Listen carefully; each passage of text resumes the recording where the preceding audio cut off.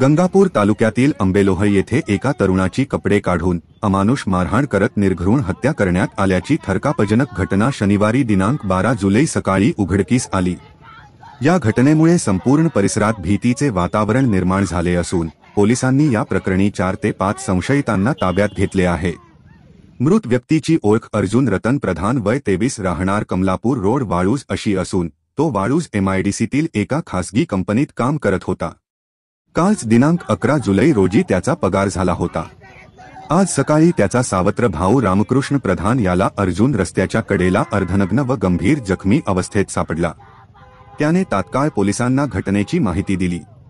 Waluj MIDC police ठाण्याचे पथक तातडीने घटनास्थळी दाखल झाले।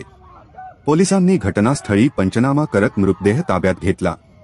अर्जुनच्या आईने मृतदेह पाहून हंबरडा फोडत साया परिसरात हळहळ व्यक्त केली।